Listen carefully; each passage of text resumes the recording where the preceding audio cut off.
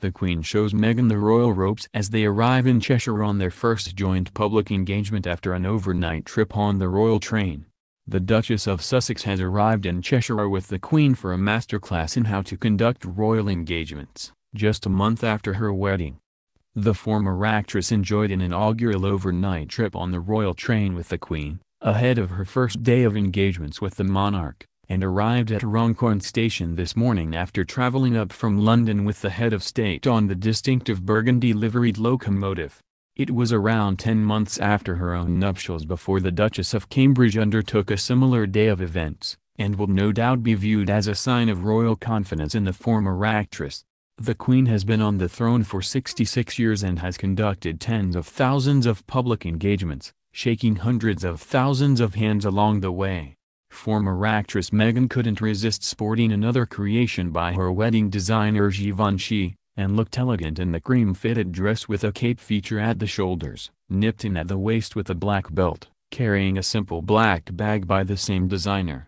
Her Majesty was vibrant as ever in a lime green ensemble by Stuart Parvin and hat by Rachel Trevor Morgan. The monarch and her son's granddaughter seemed to be getting on famously, with Meghan giggling and whispering into the Queen's ear while watching a children's performance at the opening of a new bridge across the River Mersey in Widnes, Cheshire. The royal visitors chatted to Halton Council officials, architects and engineers and others involved in the 25-year project to create the new toll bridge across the Mersey between Widnes and Runcorn.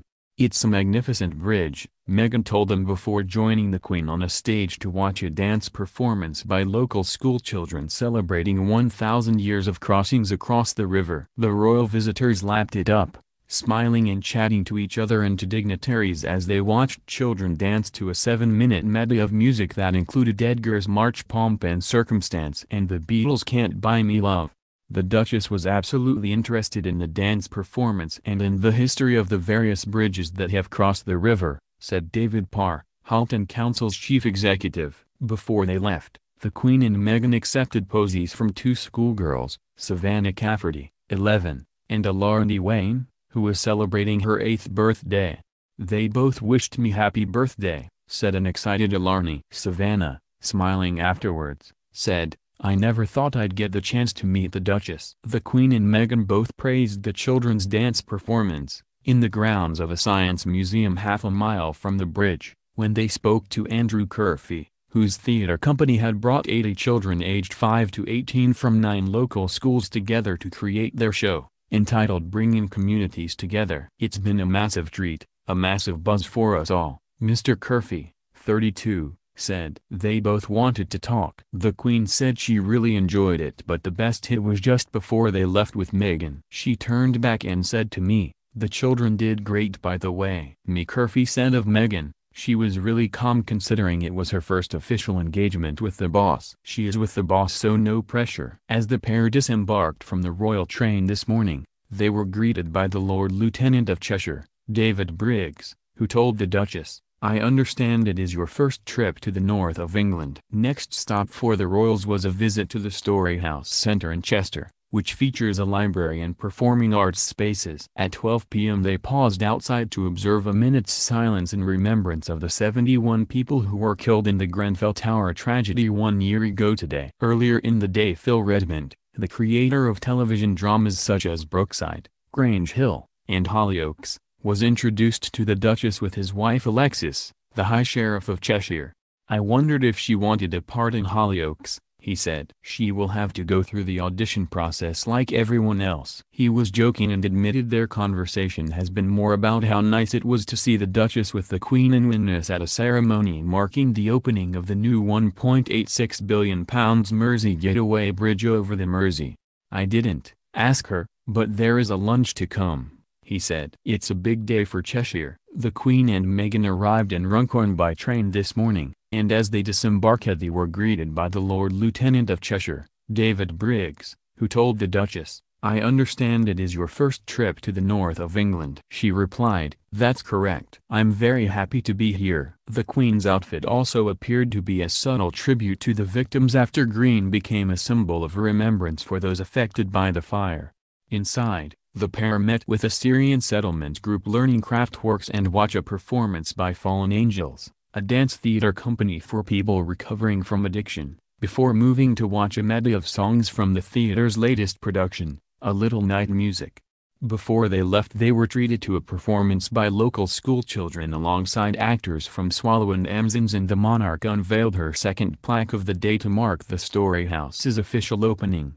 No royal visit would be complete without a walkabout, and although Meghan has done a number of these already, she will join the Queen for a short meet and greet on their way to nearby Cheshire Town Hall for a civic lunch. Her nerves, and lack of experience in the minutiae of royal protocol, were in evidence as they prepared to get into the Queen's Bentley awaiting them in the station car park. There was a moment of confusion as the Duchess appeared unsure who should get into the car first. "What is your preference?" she asked the Queen. "You go first," said the Queen. "Oh, okay," said the Duchess. Meghan and the Queen arrived in Runcorn this morning after travelling on the royal train, which costs around £900,000 a year to run, is only used by the sovereign, Prince Philip, Prince Charles and the Duchess of Cornwall. Even the Duke and Duchess of Cambridge and Prince Harry have never been on it for an official engagement, but the Queen, now 92, prefers to use the train overnight when traveling long distances in the UK. Meghan and the Queen have already met several times. The monarch was even been seen driving her dog just before the royal wedding. But an overnight journey in each other's company without Harry to ease things along would have been to take their relationship to a new level. They would have plenty of time to fill, as the royal train, 9 carriages long, is hardly a rushed form of travel. Given that the rail journey from London is only 2 hours, the train, which left Euston at 11 p.m. and arrived at 10:35, spent most of the night in a discreet siding well away from the main line, so the royal passengers could have an uninterrupted night's sleep. On board the royal train, the monarch has invited Meghan to accompany her for a day of engagements today, and Mail Online understands that, given the distances involved, the train set off yesterday, arriving at Runcorn station this morning.